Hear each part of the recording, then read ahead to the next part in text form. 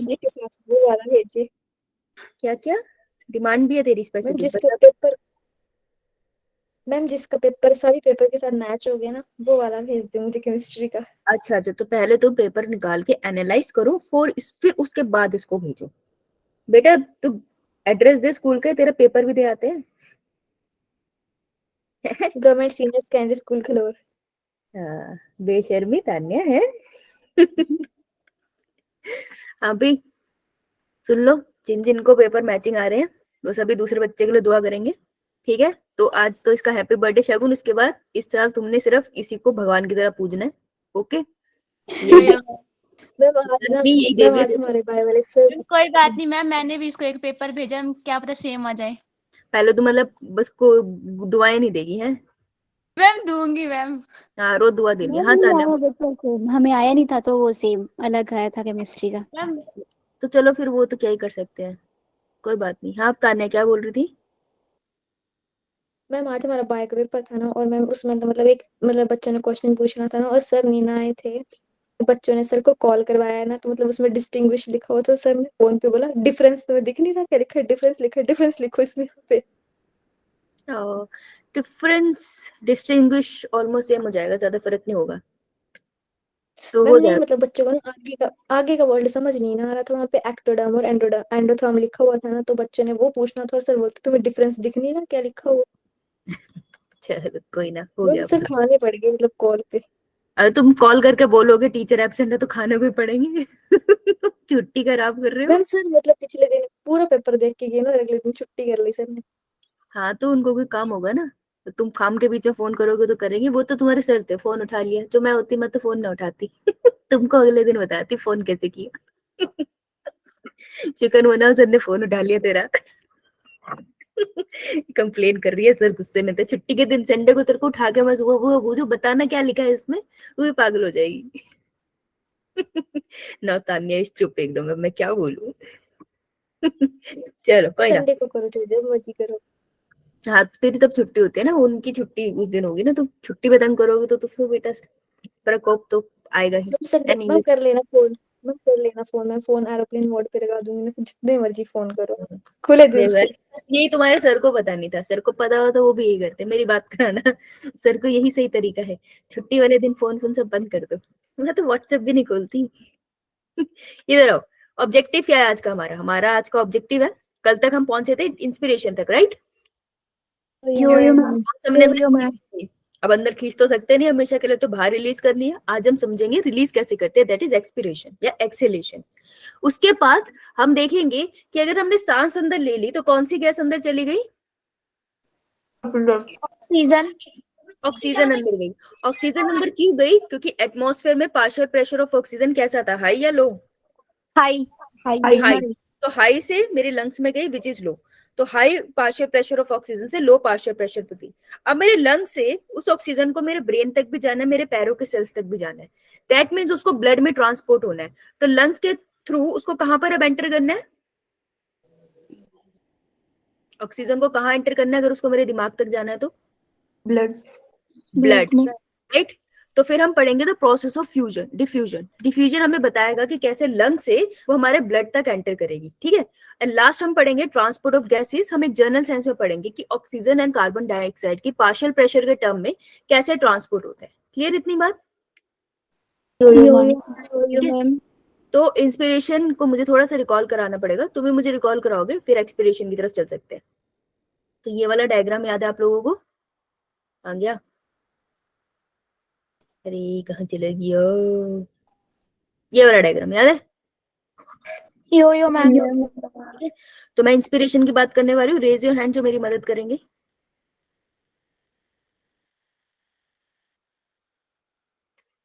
जिस भी बच्चे ने रिवाइज करा है, वो हाथ खड़ा कर सकते हैं। किसी ने रिवाइज नहीं करा? कद तो होगा। प्रीति, बता बेटा, अगर इंस्पिरेशन करनी है तो बता, थोरेसिक कैविटी का साइज क्या करना पड़ेगा, इंक्रीज या डिक्रीज? Ma'am increase. इंक्रीज करना पड़ेगा। तो कौन सी इंस्पिरेशन में दो चीजों का यूज होता है? दो स्ट्रक्चर्स के बारे में पढ़ते हैं हम।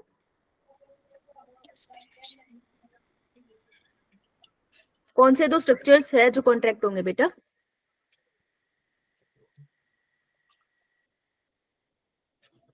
तुम दोनों में से कोई भी बता दो, अरुषि या प्रीति में से। एक्सटर्नल इंटरकोस्टल मसल और diaphragm. Yes, external intercostal muscle and diaphragm, right, diaphragm. तो ये दोनों क्या होते हैं, कॉन्ट्रैक्ट। जब ये कॉन्ट्रैक्ट होते हैं एक्सटर्नल इंटरकोस्टल मसल, तो रिब केज कैसे किस एक्सिस में बड़ा होता है, एंटीरियर पोस्टीरियर या dorsal ventral? Ma'am dorsal, ventral में। हाँ, डोर्सल वेंट्रली एक्सपेंड होता है आगे और पीछे की तरफ, ठीक है। और डायफ्राम जब कॉन्ट्रैक्ट होता है तो कैसा एक्सपेंशन होता है? मैम क्वेश्चन रिपीट करना। जब डायफ्राम कॉन्ट्रैक्ट होता है तो किस तरीके का एक्सपेंशन देखने को मिलता है थोरेसिक कैविटी में, anterior posterior dorsal ventral? Ma'am anterior और पोस्टीरियर। एंटीरियर पोस्टीरियरली एक्सपेंड हो जाता है कौन, आपका थोरेसिक कैविटी, है ना। तो थोरेसिक कैविटी ओवरऑल क्या होता है, थोरेसिक कैविटी इंक्रीज होती है डिक्रीज? इंक्रीज। इंक्रीज। तो अगर कैविटी इंक्रीज हो रही है that means I can say ना वॉल्यूम इंक्रीज हुई है। Yes ma'am. अगर वॉल्यूम इंक्रीज हुई है तो प्रेशर क्या हो जाएगा, डिक्रीज। प्रेशर डिक्रीज हो जाएगा। तो बाहर से एटमॉस्फेयर में जो लो प्रेशर है एयर का, गैसेस का लाइक ऑक्सीजन, वो मूव कर जाएगा इनटू लंग्स। मैम। एटमॉस्फेयर में हाई प्रेशर है यार, लो कहाँ है, ठीक है, तो वो लंग्स के अंदर आ जाएगा, राइट। समझ आइए बात। यो मैम। अब हम एक्सपेरिमेंट करना चाहते हैं, तो इंस्पिरेशन के नोट सबके पास है? इंस्पिरेशन के नोट सबके पास है? Yes ma'am. ठीक है। तो अब लिखो नेक्स्ट पेज पे एक्सपिरेशन। एक्सपिरेशन को ही एक्सहेलेशन भी कहते हैं, ठीक है। तो एक्सपिरेशन और एक्सहेलेशन की बात कर रहे हैं हम। तो सेम चीजें, जो चीजें इंस्पिरेशन में हुई थी, अच्छा जब कॉन्ट्रैक्शन होती है तो कॉन्ट्रैक्शन मतलब मेहनत लगी ना, मेहनत लगी। यो मैम। मेहनत लगती है that means use of energy हुआ। यो मैम। और जब भी यूज ऑफ एनर्जी होगा that would be in the form of ATP. TP. तो अगर यूज ऑफ एनर्जी हो रहा है तो एटीपी यूज हो रहा है, that mean this process of inspiration is active process, ठीक है। तो ये एम्स का क्वेश्चन है, it is an active process. लिखो इसे इंस्पिरेशन के साथ।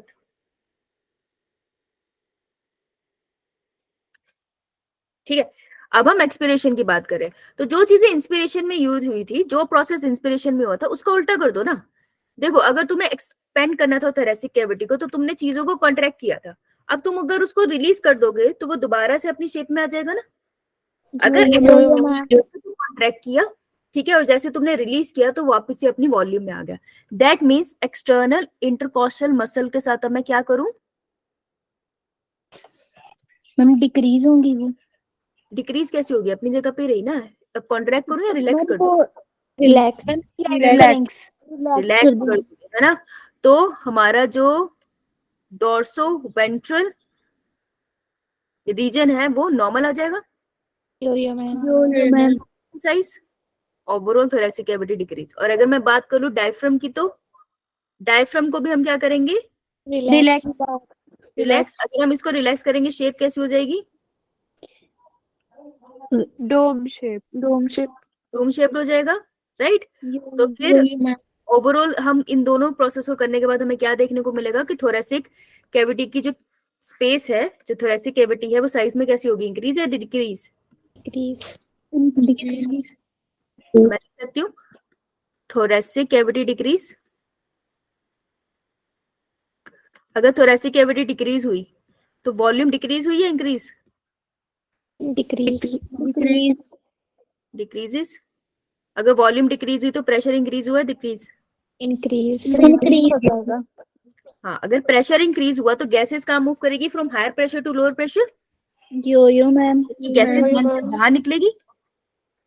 यो मैम। गैस लाइक कौन सी गैस हम बात कर रहे हैं, PCO2, उसका ज्यादा होता है। PCO2 move from lungs to outside, right.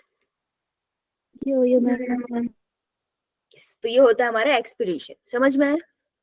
Yo ma'am. तो एक्सपिरेशन में सिर्फ वही यूज होता है जो इंस्पिरेशन में यूज होता है, that is external intercostal muscle and diaphragm. हमने कब अभी तक इंटरनल इंटरकॉस्टल मसल की बात नहीं करी ना, यो मैम। उसकी बात करेंगे, ठीक है। इसे लिखो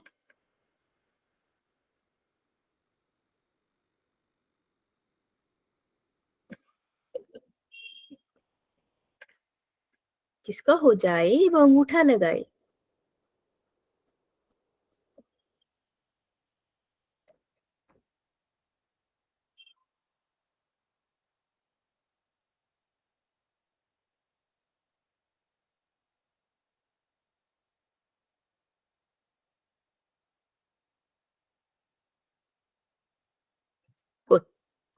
अब देखो, कभी कभार ऐसा भी तो होता है, फोर्सफुल रेस्पिरेशन भी होती है, जब हम इंटेंशनली सांस लेते हैं छोड़ते हैं, है ना, फोर्सफुल भी तो होती है रेस्पिरेशन। यो अब हम मैम। फोर्सफुल रेस्पिरेशन की बात करेंगे। अच्छा मुझे बताओ कि एक्सपिरेशन में कहीं पे भी कॉन्ट्रैक्शन हुई?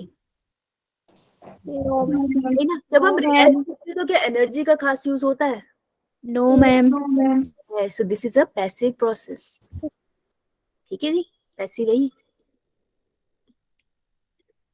अब हम पीछे जाते हैं और एक बार इसको रिवाइज करते हैं कि हम कहाँ तक पहुंचे हैं। ठीक है, इधर आते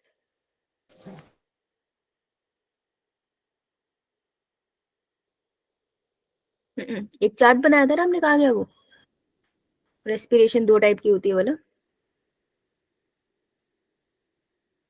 हाँ देखो, हमने बात करी थी इंस्पिरेशन दो टाइप की, एक नॉर्मल इंस्पिरेशन जिसमें एक्सटर्नल इंटरकोस्टल मसल और डायफ्राम का यूज है, ये वाला पार्ट हमने कंप्लीट कर लिया, ये वाली यो मैम। अब हम करें फोर्स इंस्पिरेशन। देखो फोर्स इंस्पिरेशन बोलूंगी क्योंकि एक्सपिरेशन तो अपने आप हो जाएगी, एनर्जी उसमें लग नहीं रही। तो फोर्स इंस्पिरेशन में क्या यूज होता है उसकी बात होगी। तो फोर्स इंस्पिरेशन में ये चार्ट जहां बनाया है वहीं जाके बना लो। Forced inspiration we will use two things. एक होती है हमारी internal intercostal muscle, internal intercostal muscle, और दूसरा एक्सटर्नल इंटरकोस्टल मसल। नहीं, नहीं एब्डोमिनल मसल। यो मैम।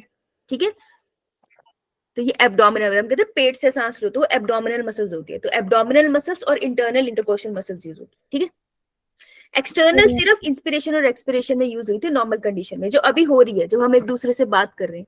लेकिन जब मैं फोर्सफुली एक्सपिरेशन एंड इंस्पिरेशन करूंगी तब जो यूज होगी that will be internal intercostal muscles and abdomen. Okay,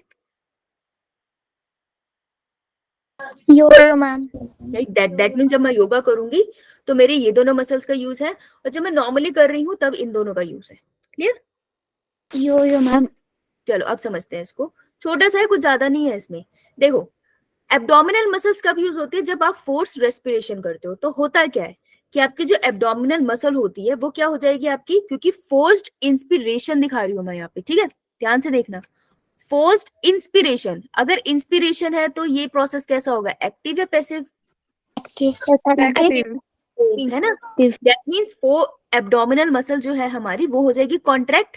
तो जब एब्डोमिनल कॉन्ट्रैक्ट होगी तो वो ऊपर की तरफ मूव करती है। ठीक है, अगर तुम उसको अंदर कॉन्ट्रैक्ट करोगे यू विल सी तुम्हारी चेस्ट रीजन ऊपर को आएगा। करके देखो पेट को अंदर, जो तुम पेट को अंदर कर रहे हो वो तुम्हारी एब्डोमिनल मसल है। तो देखो जब तुम अंदर कर रहे हो आपको ये ऊपर को आती दिख रही है। यो मैम। यो मैम। तो जब एब्डोमिनल मसल कॉन्ट्रैक्ट करोगे तो एब्डोमेन ऊपर की तरफ मूव करेगा। ठीक है, अपवर्ड। ठीक है, volume of the chest cavity को वो क्या कर देगा, रिड्यूस। जब ऊपर की तरफ एब्डोमेन खींचेगा ना तो चेस्ट कैविटी की जो वॉल्यूम है वो थोड़ी रिड्यूस हो जाती है। क्योंकि देखो ना, अगर डायफ्राम ऐसे बैठा था, ठीक है, और ये हमारा लंग्स है। ठीक है, क्लियर इतना? अब तुम क्या कर रहे हो, इसको ऊपर की तरफ मूवमेंट करवा रहे हो, एब्डोमिनल मसल की ऊपर की तरफ मूवमेंट कराओगे तो ये और ज्यादा कॉन्ट्रैक्ट होगा। अब चेस्ट ऊपर कहाँ, गले से बाहर थोड़ी आ जाएगी, ये तो वहीं रहेगी। तो यहाँ पे ऑलमोस्ट कैविटी डिक्रीज होगी ना। Yo ma'am. Volume of, ma'am अगर हम फोर्सफुली करेंगे तब ऐसा होगा हाँ। कि डायफ्राम कम हो जाएगा। हाँ, जब आप फोर्सफुली रेस्पिरेशन करने की कोशिश कर रहे हो ना उस केस में ऐसा होता है। यो मैम। तो इसको हटाते हैं हम, यहाँ से कंफ्यूज हो रहे होंगे ना, तो यहाँ से करते हैं। ठीक है, तो जब ऐसा किया आपने, एब्डोमिनल मसल कॉन्ट्रैक्ट हुई तो वो ऊपर की तरफ मूव करी तो आपकी volume of chest cavity reduce हो गई, या रिड्यूस हो गई ना। Yo ma'am. Volume of chest cavity reduce हुई है तो प्रेशर कैसा होगा? Ma'am pressure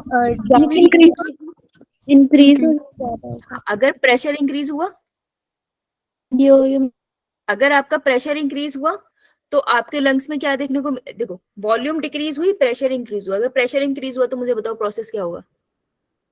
Higher concentration, lower concentration. High concentration to low concentration. तो एक्सप्रेशन तो गैसेस कैसे, एक्सपिरेशन है या इंस्पिरेशन है, ये बता दो। एक्सपीरेशन एक्सपिरेशन पक्का? यो मैम एब्सोल्युटली करेक्ट। तो आपके लंग्स कैसे हो जाएंगे, कॉन्ट्रैक्ट, और आपकी होगी एक्सपिरेशन। क्लियर है? अब यो इसे यो मैम तो इंस्पिरेशन होगी। अगर मुझे अब इसमें इंस्पिरेशन करानी है तो मैं क्या करूंगी, ये मेरी एक्सपिरेशन हुई, तो मैं इंस्पिरेशन कैसे कराऊंगी? मैम हम जब रिलीज करेंगे तब हमारा जो लंग्स है वो इंक्रीज हो जाएगा और डायाफ्राम जो है वो अपनी नॉर्मल उसमें आ जाएगा, तो हाँ। जिससे कि वॉल्यूम इंक्रीज होगा, प्रेशर डिक्रीज हो जाएगा।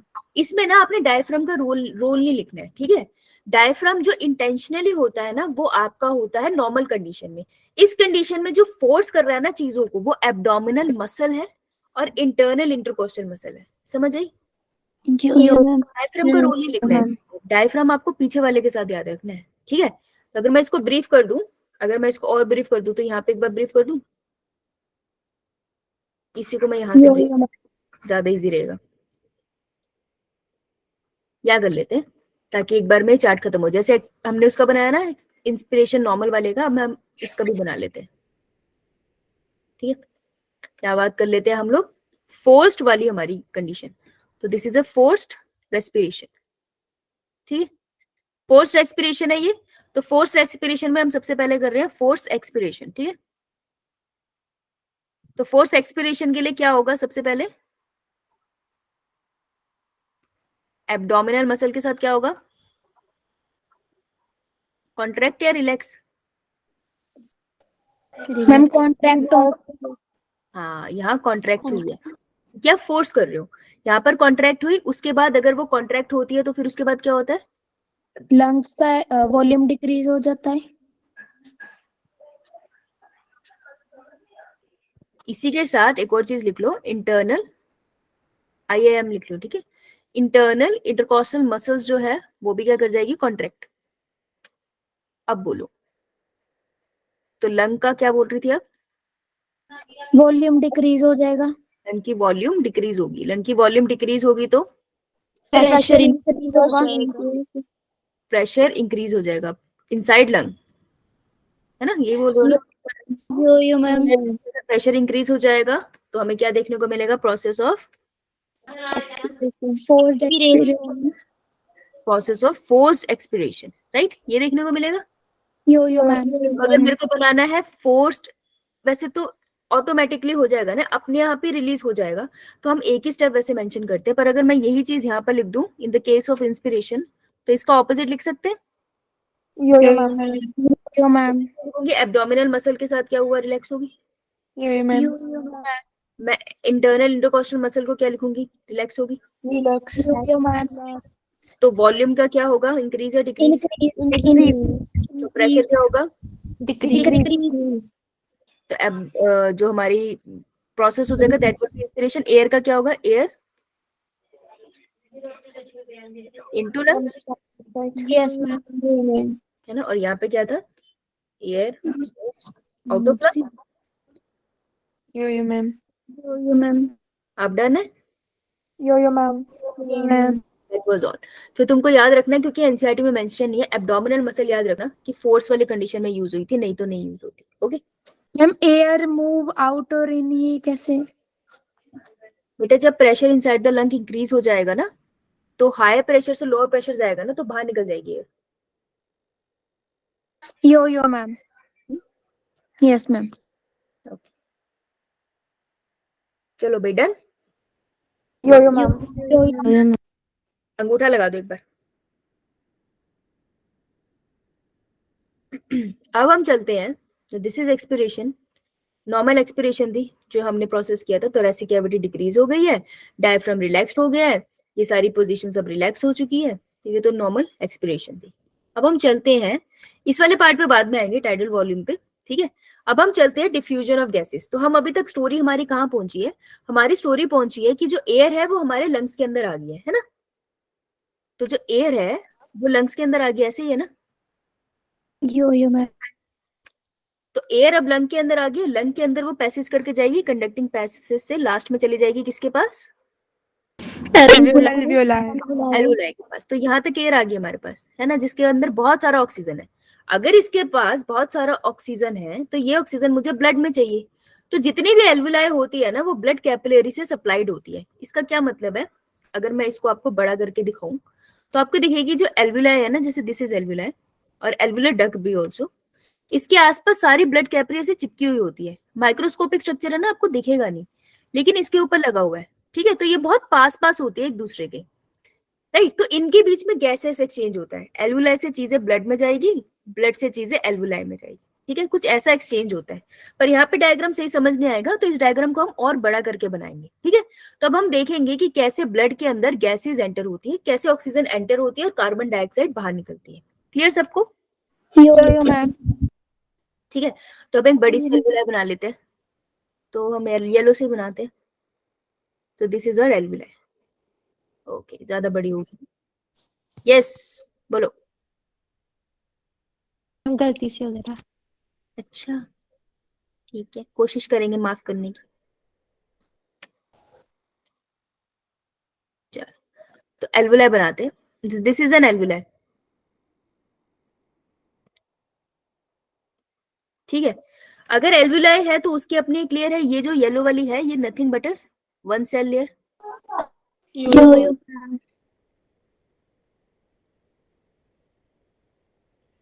ठीक है, तो एक सेल की ये लेयर है जिसका अपना अपना न्यूक्लियस है, एक पतली सी लेयर है, क्योंकि इसके आसपास डिफ्यूजन होना है गैसेस का, जो एनर्जी के बिना होता है, एनर्जी यूज नहीं होती।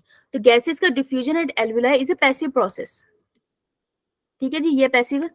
अब अगर डिफ्यूजन पैसिव होना है, कोई एनर्जी नहीं लगेगी, मतलब ये लेयर्स को पतला होना पड़ेगा ना, मोटी होती तो मदद चाहिए होती, ये तो अपने आप हो रही है, यानी कि इसको पतला होना पड़ेगा।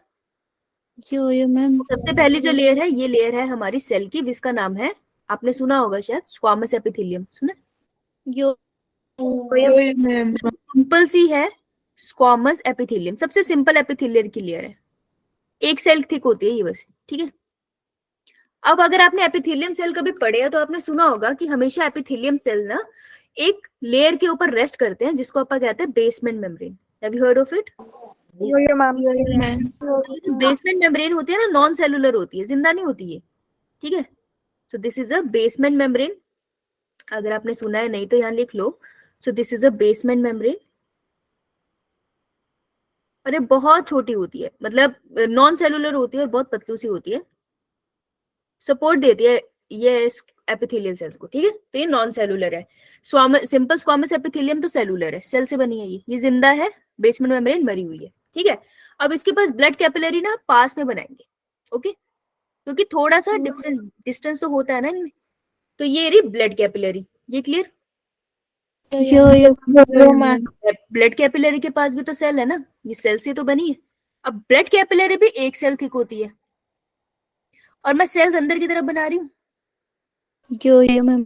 यो मैम। ब्लड कैपिलरी के सेल्स को हम अलग नाम से बुलाते हैं, इसको हम बोलते हैं एंडोथेलियम सेल्स। एंडो इनसाइड से याद रखना, ठीक है। एंडोथेलियम सेल्स का मतलब वैसे तो एपिथेलियल सेल्स ही है, ब्लड कैपिलरी के सेल्स को थोड़ा अलग नाम से बुलाते हैं, ओके। Yo ma'am. अगर ये भी एपिथेलियल सेल्स है तो क्या इनके पास बेसमेंट मेम्ब्रेन होगी? यो मैम। कि भाई क्यों नहीं होगी, तो इनके पास भी बेसमेंट मेम्ब्रेन है। तो टोटल नंबर ऑफ मेम्ब्रेन कितनी हुई? 2 3 एक cellular layer simple squamous epithelium, एक बेसमेंट मेम्ब्रेन, एक एंडोथेलियम लेयर, एक और बेसमेंट मेम्ब्रेन, कितनी हुई? 4 क्या बोल रहे हो, तुम्हारे सामने जो है वो बताओ ना, आप उसमें लॉजिक क्यों घुसा रहे हो बीच में और कोई? अब जो बेसमेंट मेम्ब्रेन है वो इतनी पतली होती है कि ये कहते हैं कि ये इतनी पतली है ना कि दो बेसमेंट मेम्ब्रेन को हम एक ही कंसीडर करते हैं, ठीक है। तो दे एक्ट एज वन। अगर मैं दोनों के बेसमेंट मेम्ब्रेन को एक ही कंसीडर कर लूं तो अब कितनी लेयर्स हुई? एक, 3 दो 3 एंड तीन। एंडोथेलियम सेल्स की layer, simple squamous epithelial cells की लेयर और बेसमेंट मेम्ब्रेन की लेयर। तो अगर ऑक्सीजन को मूव करना है यहाँ से यहाँ तक, उसे कितनी लेयर क्रॉस करनी पड़ेगी? 3 लेयर। 3 अगर कार्बन डाइऑक्साइड को मूव करना है तो उसे कितनी लेयर्स क्रॉस करनी पड़ेगी? 3 लेयर। 3 लेयर्स। करनी पड़ेगी ना, राइट।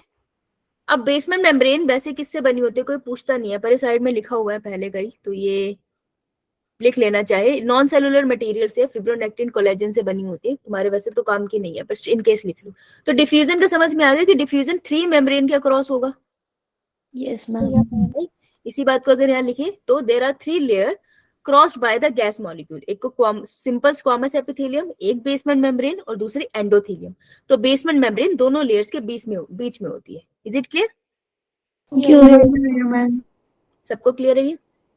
मैम। बना लिया। मैम जब O2 आएगी और CO2 जाएगी, दोनों में दो लेयर्स ही क्रॉस होंगी। 2 लेयर दिख रही है तुझे? एक ये येलो वाली लेयर, एक बेसमेंट मेम्ब्रेन की और एक रेड वाली, कितनी लेयर हुई? 3। 3। तो 3 दोनों में 3 लेयर क्रॉस होगी। यो मैम।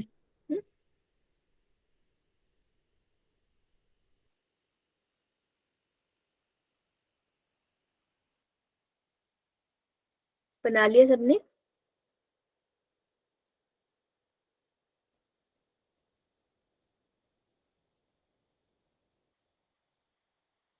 डन? अंगूठा लगा दो जिसका डन है। देखो अभी तो जो तो ज्यादा नहीं था, लेकिन नीट क्वेश्चन कहाँ से पूछते हैं? यहाँ से पूछते कि कितनी लेयर क्रॉस हुई थी। तो this is the question they are going to ask. Okay, yo ma'am. अभी के लिए इतना पॉइंट तुमको करना था, राइट? अब अगर हम गैसेस एक्सचेंज की बात करते हो तो एक तो एल्वुलाई की साइड पे होती है, टिश्यू की साइड पे होते हैं। अब हम चलते हैं कि ट्रांसपोर्ट होता कैसे। तो एक क्वेश्चन अभी तक जो हमने किया, कहाँ से क्वेश्चन आएगा? पहले पार्ट क्वेश्चन जो आने वाला था, जो आज हमने किया, वो था एक्सपिरेशन से, कि कौन सी मसल्स इन्वॉल्व होती है। तो एब्डोमिनल मसल इन्वॉल्व होती है और इंटरनल इंटरकोस्टल मसल इन्वॉल्व होती है फोर्स रेस्पिरेशन में। दूसरा क्वेश्चन बनता है कि जो गैसेस एक्सचेंज होता है एल्वुलाई में, उस केस में एक गैस मॉलिक्यूल कितने लेयर्स को क्रॉस करता है? तो वो कितनी लेयर को क्रॉस करता है? 3 ठीक है। पहली endo squamous epithelium, simple squamous epithelium जो एल्वुलाई की है, ठीक है। उसके बाद आती है बेसमेंट मेम्ब्रेन, जो दोनों की बेसमेंट मेम्ब्रेन एक जैसे काम करती है, और लास्ट इज एंडोथेलियम जो आपकी ब्लड कैपिलरी की है, राइट? Yo ma'am.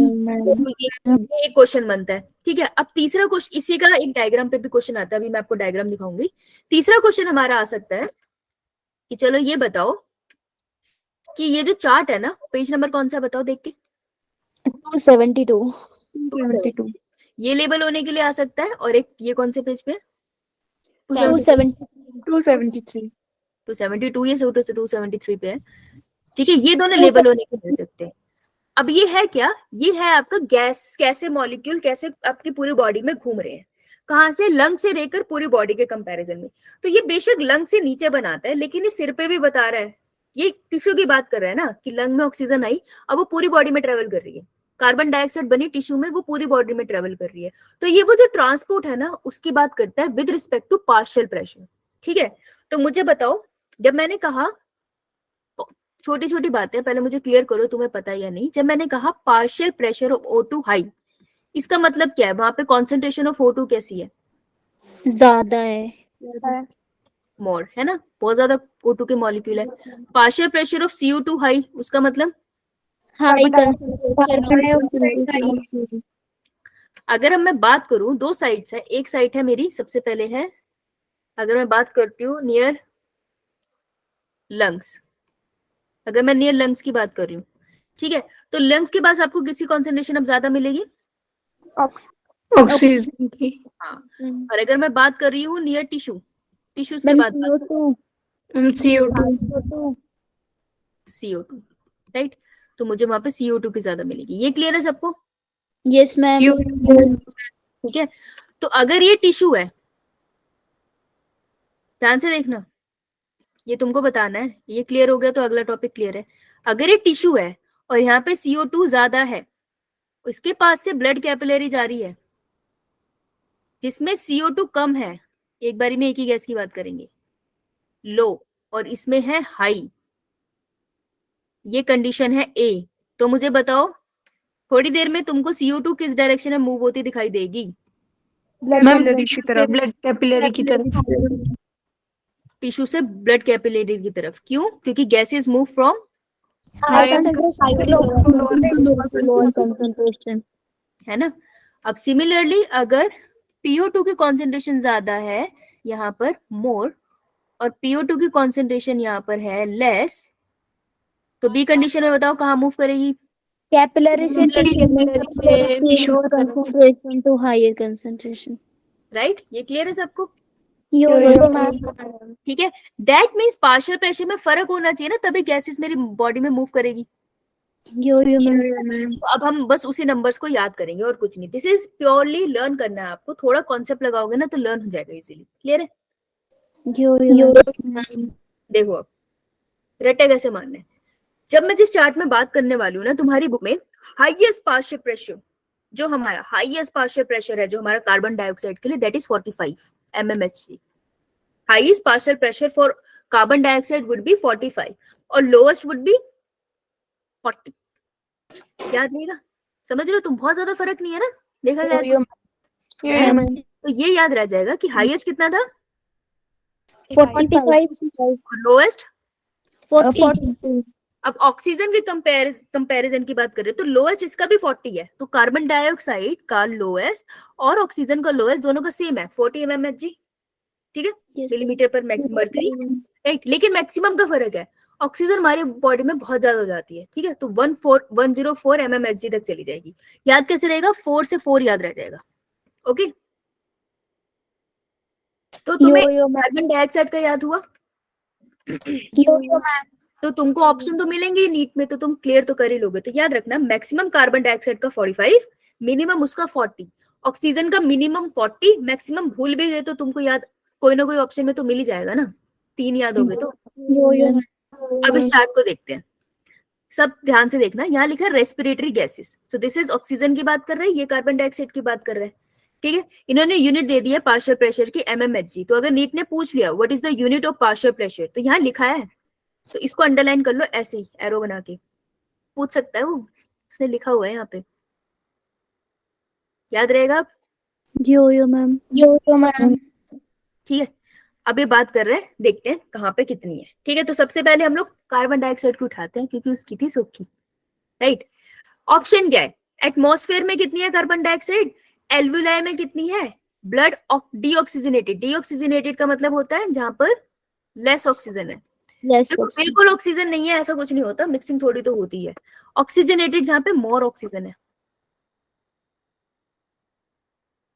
और टिश्यू तो तुमको पता है, ये टिश्यूज हो गए। तो मुझे बताओ कार्बन डाइऑक्साइड एटमॉस्फेयर में कितनी होती है? 0.3%। कार्बन साइकिल हमने जियोलॉजी में भी करा है, तो दैट इज 0.3%। अब अगर मैं टिश्यू की बात करूं तो टिश्यू में मैक्सिमम होगी या मिनिमम? बेटा टिश्यू की बात कर, क्यों टिश्यू में मिनिमम क्यों होगी? ये टिश्यू में मिनिमम थी मैक्सिमम थी? मैक्सिमम होती है। मैक्सिमम होती है ना, डिफ्यूजन के बाद की बात थोड़ी कर रही हूँ, नॉर्मल कंडीशन पूछ रही हूँ। तो टिश्यू में कार्बन डाइऑक्साइड बनती है भाई एज ए वेस्ट मटेरियल, वहां मैक्सिमम होगी, है ना। और जो ब्लड जिसमें ऑक्सीजन की कमी है ब्लड में, वहां पर बहुत सारी कार्बन डाइऑक्साइड होगी ना, दैट इज डीऑक्सीजनेटेड ब्लड, तो वहां भी मैक्सिमम होगी, मैम। है ना। तो मैं कह सकती हूँ ना, अगर यहाँ मैक्सिमम है तो जिस ब्लड में बहुत सारा खून है, ऑक्सीजनेटेड ब्लड है, वहां पे वैल्यू मिनिमम होगी। और एल्वुलाई की साइड पे हमने क्या देखा था? एल्वुलाई में ज्यादा किसकी थी? ऑक्सीजन की। हाँ राइट, तो यहाँ पे इसकी वैल्यू मिनिमम हो गई। यो मैम। तो अगर मैं ऑप्शन ऊपर देखूंगी, टिश्यू पूछा है, तो टिश्यू में मैक्सिमम वैल्यू लिखेंगे हम, that would be 45। Yo ma'am. Oxygenated में भी मैं मैक्सिमम लिखूंगी 45। यार जहाँ ऑक्सीजन नहीं है वो कार्बन डाइऑक्साइड तो ज्यादा कर दो ना, एक गैस तो ज्यादा करो ना, एक गैस हमेशा ज्यादा होगी दूसरे से। और जहां पर इसकी वैल्यू कम है जैसे एल्वुलाई, तो वहां पे मिनिमम वैल्यू 40 और ऑक्सीजनेटेड में भी 40 हुआ। यो मैम। है ना। अब अगर हम ऑक्सीजन की बात कर लेते हैं, तो अगर मैं ये सब मिटा रही हूँ, ध्यान से देखेंगे ऑक्सीजन को। ऑक्सीजन की बात कर ले, तुम भूल गए मान लो एटमॉस्फेरिक एयर में, दैट इज फाइन, कोई ना कोई नंबर तुमको हाईएस्ट वैल्यू देगा। देखो ऑब्वियसली बॉडी के कंपैरिजन में ऑक्सीजन बाहर मेरे को एटमॉस्फेयर में भी ज्यादा मिलेगी, है ना। तो एटमॉस्फेयर में मेरे को ऑक्सीजन अभी ज्यादा मिल रही है, ठीक है, पार्शियल प्रेशर उसका ज्यादा है। अगर बाहर ज्यादा नहीं होता और अंदर मैं लंग्स में कम नहीं रखती, तो वो कभी अंदर मूव नहीं करता। ठीक है, they are not asking you कि तुम्हारे सेल में ऑक्सीजन कितना है, दे आर आस्किंग यू कि तुम्हारे बॉडी के अलग अलग पार्ट में ऑक्सीजन कितना है। तो एटमॉस्फेयर में और ऑक्सीजन का जो पार्शियल प्रेशर है वो बहुत ज्यादा है। चलो तुमको नंबर नहीं भी याद, तुमको इतना पता है ना कि किसी भी नंबर में सबसे ज्यादा नंबर तुम्हें एल्विलाई का मिलेगा, ऑक्सीजन का लेवल एल्विलाई में हाई होगा। ठीक है, अब अगर ऑक्सीजनेटेड ब्लड है तो ऑक्सीजनेटेड ब्लड में ऐसा नहीं है कि सिर्फ ऑक्सीजन होगी, थोड़ी कार्बन डाइऑक्साइड भी होगी, तो इसमें नंबर कंपैरेटिवली एल्विलाई से कम मिलेगा। तो तुम इतना पार्शियल प्रेशर ऑक्सीजन का मैक्सिमम वैल्यू तुमको मिलेगी एटमॉस्फेयर में, ठीक है, एल्विलाई में मिलेगी उससे कम, और ऑक्सीजनेटेड ब्लड में थोड़ा सा और कम करो, मोर लेस, राइट। तो तुम थोड़ा तुक्का तो लगा सकते हो ना नंबरों का। यो मैम। अब जो डीऑक्सीजनेटेड ब्लड है जिसमें ज्यादा CO2 है उसमें तो ऑक्सीजन कम होगी, तो lowest value of oxygen is 40। Tissue में भी तो ऑक्सीजन का लेवल कम था ना, कार्बन डाइऑक्साइड ज्यादा था, तो यहाँ भी 40। तो ऐसे करके हम लोग एक ग्राफ भर सकते हैं ना, ये डब्बा, ज्यादा दिक्कत, राइट। ये सीधा सीधा लेबल होने के लिए आता है, this is very important. Clear सबको? Yo ma'am. ठीक है, तो इसको एक बार घर पे कल प्रैक्टिस करके आना, जैसे हम क्लास में आएंगे मैं सबसे पहले इसी को कवर करूंगी और आपसे पूछूंगी इसको कैसे बनना है। Okay, yo ma'am. राइट। अब बात कर लेते हैं। अब देखो पीछे वाले नंबर आपके सामने लिखे हुए हैं, ये वाला ये खोल के रखना चाह, ठीक है। इधर आते हैं, इस डायग्राम में क्या दिखा रहा है, इस टाइम में डायग्राम में आपको मूवमेंट ही दिखा रहा है।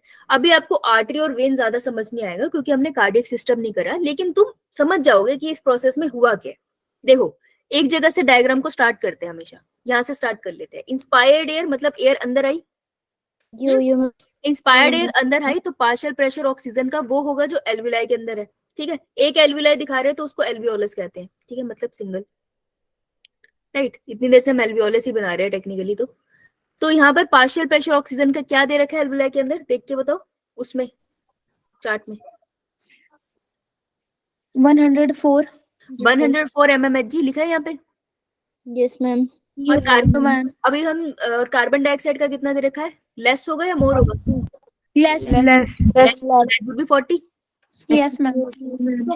So this is there representing nothing but the lungs ना, तो लंग्स है। अब लंग से जो एयर होती है हमारी वो ब्लड में घुलती है, यहाँ होगी डिफ्यूजन, डिफ्यूजन करके अब वो एक पाइप में एंटर हो जाएगी जिसको हम कहते हैं vein. This vein is known as pulmonary vein. Pulmonary word का मतलब क्या होता है, anything which is related to lungs is known as pulmonary, ठीक है। जो भी चीज लंग से रिलेटेड होगी वो पल्मोनरी होगी। पल्मोनरी इन्फेक्शन, लंग्स में इन्फेक्शन हुआ है, जनरल टर्म है ये, ठीक है। तो अब क्या हुआ, यहाँ से जा रही है पल्मोनरी वेन, ठीक है। पल्मोनरी वेन क्या कैरी कर रही है, ऑक्सीजन से भरा हुआ ब्लड। इस ब्लड को क्या बोलेंगे, ऑक्सीजनेटेड ब्लड। वो ब्लड कहाँ लेके जा रही है,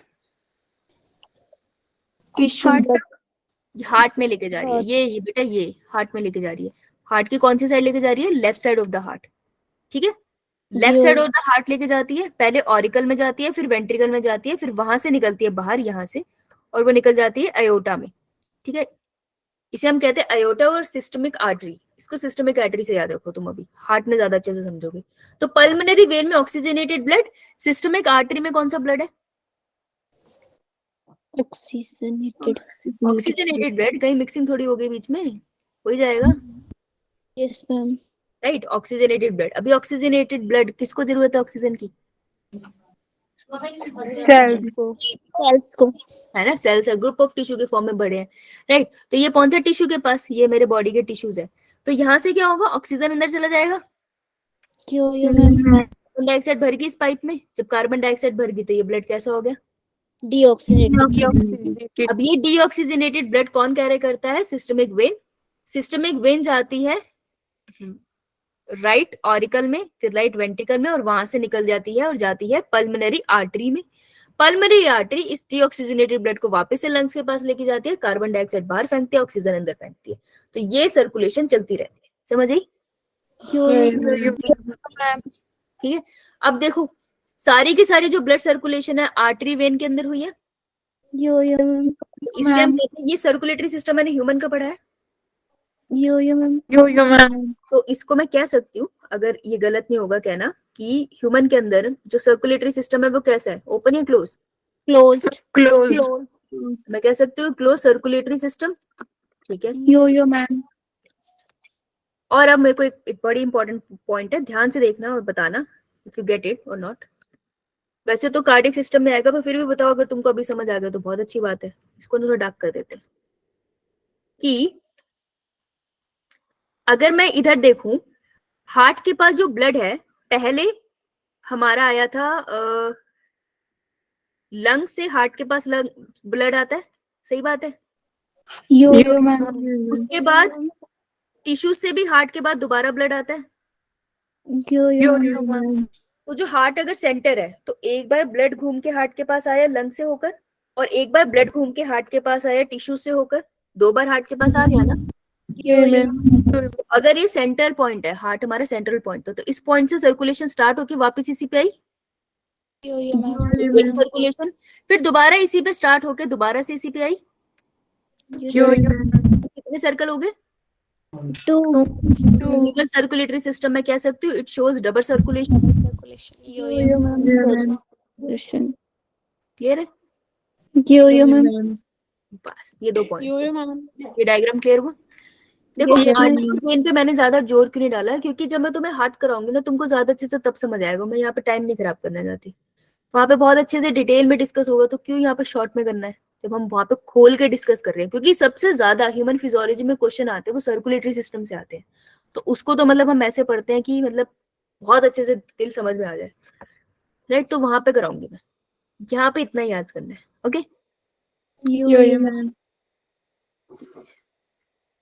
डन। ये तुम्हारे हाथ में दिख रही है क्या है, आर्टरी या वेन? वेन में डीऑक्सीजनेटेड ब्लड ही होता है, सिर्फ पल्मोनरी वेन है जिसमें ऑक्सीजनेटेड ब्लड होता है यहाँ पे, ये एक एक्सेप्शन है। उसके अलावा पूरी बॉडी में वेन में डीऑक्सीजनेटेड ब्लड होता है। तो तुम्हारे हाथों पैरों में जितनी नसें दिख रही है उसमें सब में डीऑक्सीजनेटेड ब्लड है, ये कार्बन डाइऑक्साइड से भरा हुआ है, ऑक्सीजन से नहीं। ओके, ठीक है, डन इतना पार्ट। एक बार तो हमने देखा एक्सपिरेशन, राइट। उसके बाद हमने प्रोसेस ऑफ डिफ्यूजन देखा, कितनी लेयर यूज होती है प्रोसेस ऑफ डिफ्यूजन? 3 लेयर्स का प्रोसेस है। और उसके बाद ट्रांसपोर्ट ऑफ गैसेस को हमने देखा। तो मेरे को फटाफट से बता दो, अगर ट्रांसपोर्ट ऑफ गैसेस देखा है, कि कार्बन डाइऑक्साइड की मैक्सिमम पार्शियल प्रेशर कितना होता है, वैल्यू 45 mmHg। 45 mmHg, गुड है, यूनिट बोला इसने, अच्छा लगा मेरे को।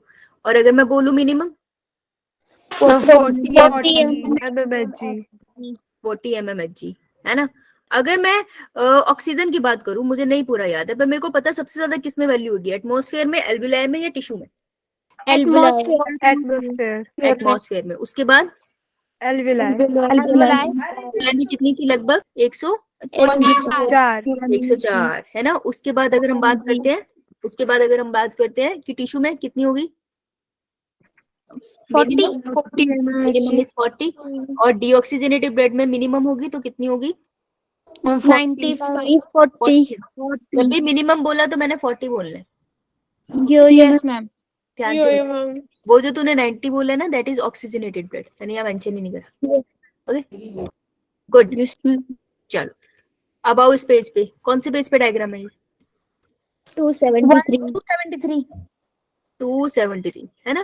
तो देखो ये वाला डायग्राम वही है जो हमने अभी बनाया, एल्वियोलस का विद पल्मोनरी कैपिलरी। पल्मोनरी मतलब लंग्स के पास आने वाली कैपिलरी। ये जो ब्लड वेसल्स होती है एक्चुअली कैपिलरी होती है, बहुत पतली सी, माइक्रोस्कोपिक, ठीक है। तो एल्वियोलाई, ये एल्वियोलाई है और ये उसकी पल्मोनरी कैपिलरी की बात कर रही है। तो देखो ये बीच में बेसमेंट मेम्ब्रेन दिखा रहा है, ये वाली, ठीक है। तो बेसमेंट मेम्ब्रेन की जो सब्सटेंसेस है उसको ऐसे दिखा रहा है, बेसमेंट सब्सटेंसेस, उसको बेसमेंट मेम्ब्रेन ही ट्रीट करता है, ठीक है। पहली लेयर है स्वामस एपिथेलियल और एल्वियोलर वॉल, 1 सेल थिक होते हैं ये, पहली लेयर। दूसरी लेयर बेसमेंट मेम्ब्रेन, और तीसरी layer endothelium of blood capillary. तो इन तीनों लेयर के अक्रॉस डिफ्यूजन होता है गैसेस का। क्लियर? याद रखना, एक सेल लेयर थिक होती है, एंडोथेलियम भी 1 सेल थिक होती है। ये लिख लेते हैं, ये लेबल होने के लिए आ चुका है डायग्राम PYQ में। कल करवाऊंगी तुमको, लेकिन आज पहले ये करो, ठीक है। कल जब तुम थोड़ा भूलोगे तब करवाओ। क्लियर? मैंने लिखी इसी के सामने कि जो टोटल थिकनेस है ना इन तीनों लेयर की, लेस देन 1 मिलीमीटर होती है। 1 मिलीमीटर से भी कम होती है, इतनी पतली लेयर्स है ये। डिफ्यूजन तो तभी होगा ना कि अगर वो बहुत थिक होती तो डिफ्यूजन हो नहीं पाता। It is a passive process, right. तो वो बहुत पतली लेयर होती है इसलिए पैसिव है, लिख लेना पैसिव। डन।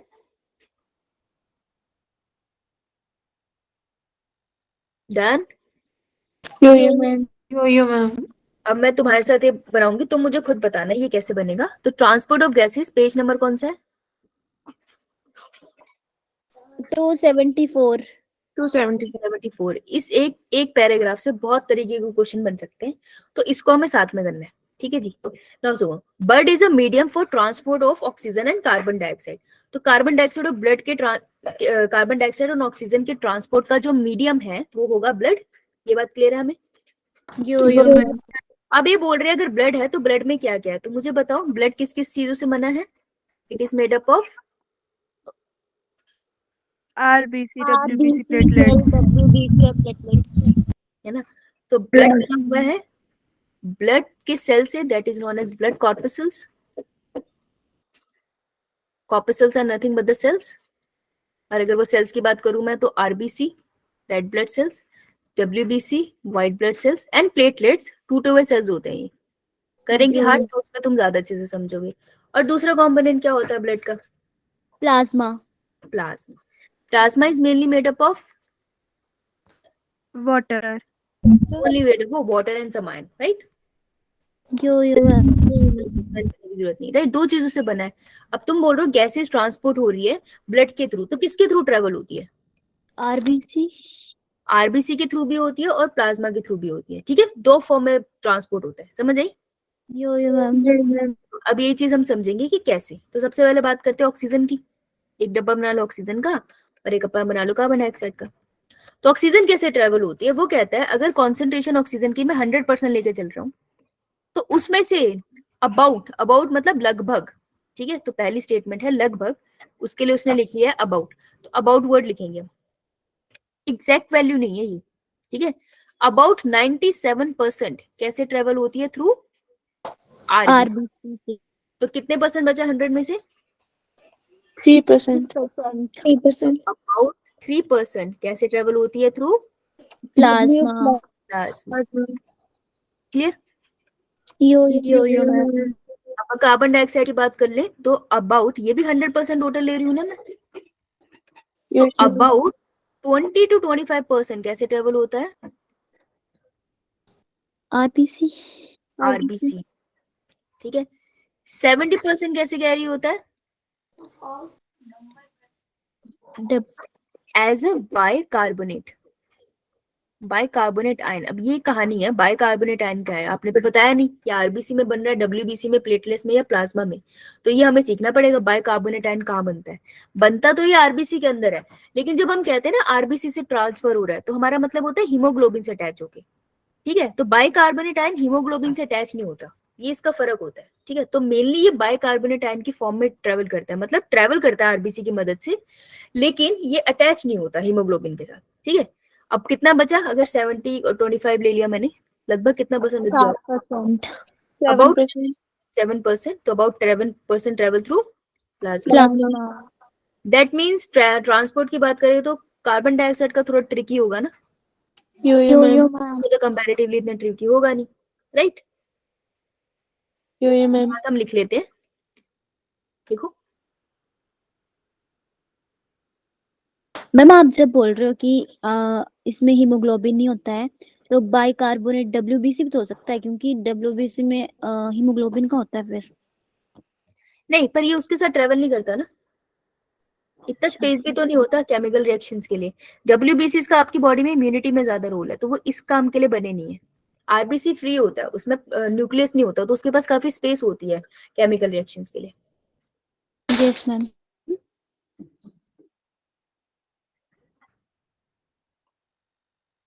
डन? बनाओ। ठीक है, चलो फिर इसको रिकॉल करते हैं और कल हम इस पे कंटिन्यू करेंगे, एचबी के स्ट्रक्चर से स्टार्ट करेंगे। तो बस छोटू सा रिकॉल कर लेते हैं, वैसे तो काफी हद तक हो गया। एक बार देख लेते हैं चैप्टर कहाँ तक पहुंचा, ज्यादा नहीं बचा अभी। आज क्या वार है? वेडनेसडे। बुधवार। ठीक है, तो सबसे पहले हमने करा था एनाटॉमी ऑफ लंग्स, है ना? हमने उसका पूरा पढ़ लिया, लोकेशन कहाँ है, कहाँ पे क्या पढ़ा है। फिर हमने कॉन्सेप्ट करा था पार्शियल प्रेशर का, बहुत इंपॉर्टेंट कॉन्सेप्ट है वो, उसी से समझ आता है। फिर हमने पढ़ा था process of inspiration plus expiration, ma'am. और उसी में हमने पढ़ा था फोर्स्ड वाली भी inspiration and expiration. Yes ma'am. ठीक है, फिर हमने उसके बाद तो कॉन्सेप्ट पढ़ा exchange of cases. Exchange of gases, alveoli के पास हमने वो कॉन्सेप्ट पढ़ा, राइट? मैम। बाद हमने कॉन्सेप्ट पढ़ा transport of guesses. Transport of gases. Transport of gases के हमने 2 डायग्राम करे बेसिकली, है ना? मैम। अभी हमने पूरा ट्रांसपोर्ट ऑफ गैसेस करा नहीं है, अभी हम करेंगे, तो 2 डायग्राम पढ़े, राइट? अब हमको क्या पढ़ना है? अब हमको पढ़ना है कि कैसे ऑक्सीजन ट्रांसपोर्ट होती है, कैसे कार्बन डाइऑक्साइड ट्रांसपोर्ट होती है आपकी बॉडी के अंदर। जब आप दोनों का ट्रांसपोर्ट कर लोगे, उसी के साथ एक ऑक्सीजन डिसोसिएशन करवाता है, वो खत्म हो जाएगा, and then will do the disorder. Okay, 2 more lectures and then this will be done। तो काफी सारा पार्ट आपका हो गया है। तो आपका होमवर्क क्या है? एनसीईआरटी खोलो। Yes ma'am. एनसीईआरटी में इस हेडिंग से पहले तक पढ़ के आना है, ठीक है? मैम। तो इस हेडिंग से पहले तक रीड करके आना, जहां पर डाउट होगा उस लाइन को अंडरलाइन करके आना। Okay, ma'am. चलो, सो हम लॉन्चिंग द पोल। पहले ये पोल आंसर करते हैं, लेट्स सी कल किसने रिवाइज किया था।